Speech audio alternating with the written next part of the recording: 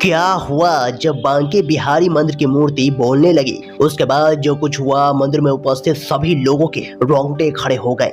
आखिर क्या है इस रहस्यमय मूर्ति का रहस्य? दोस्तों, ये अद्भुत चमत्कार सुनकर आपके भी पैरों तले जमीन निकल जाएगी। आखिर बांके बिहारी जी ने क्या बोला, ये अद्भुत चमत्कार किसके साथ हुआ, इस पूरे वाकया को जानने के लिए इस वीडियो को बिल्कुल अंत तक देखिएगा। वीडियो शुरू करने से पहले अगर आप भगवान श्री कृष्ण के सच्चे भक्त हैं तो कमेंट बॉक्स में जय श्री बांके बिहारी राधे कृष्णा जरूर लिखेगा।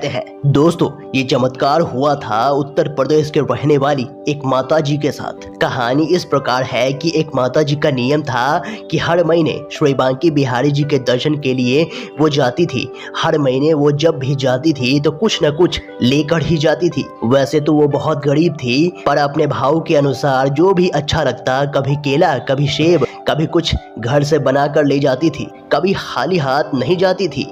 अब एक बार सर्दी का मौसम था। जैसा कि आपको पता होगा कि वृंदावन में ठंड बहुत ज्यादा पड़ती है। तब माता जी के मन में विचार हुआ कि क्यों न भगवान के लिए एक स्वेटर बना लूं या कोई ऐसी साल बना लूं जिससे उन्हें ठंड ना लगे और भगवान को ओढ़ा सकूं। पर उनके मन में विचार तो आया, लेकिन घर में वो चीज नहीं थी जिससे वे स्वेटर या साल बना सके। फिर उन्होंने अपने पुराने स्वेटर से ऊन निकालकर बांके बिहारी जी के लिए साल बना लिया। जैसे ही साल बनकर तैयार हुआ, माता बांके बिहारी मंदिर की ओर चल पड़ी। उन्होंने ये सोच लिया था कि अब जाऊंगी तो साल बांके बिहारी जी को ओढ़ा कर ही आऊंगी। जब वहां पहुंची तो देखा बहुत सारे सेठ आए हुए थे जो कि अलग अलग चीज लेकर आए थे। जैसे गर्म कंबल, कोई गर्म कोट लेकर आया था तो कोई साल। अब उन सबको देखकर माता जी को शर्म आने लगी। फिर उन्होंने सोचा भगवान तो स्वीकार कर लेंगे, लेकिन जब पुजारी जी देखेंगे कि ये साल पुरानी है तो क्या करेंगे, वो तो इसे फेंक देंगे, दूर हटा देंगे। फिर भी माता जी गई और साल को पुजारी जी के हाथों में दे दिया और बोली ये बिहारी जी को समर्पित कर देना,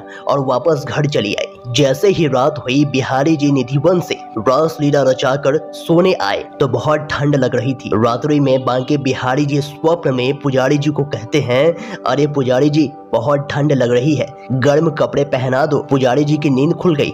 इधर उधर देखा तो कोई भी नहीं था तो पुनः सो गए। फिर आवाज आई, अरे पुजारी जी बहुत ठंड लग रही है, गर्म कपड़े पहना दो। पुजारी जी की झटके से नींद खुल गई।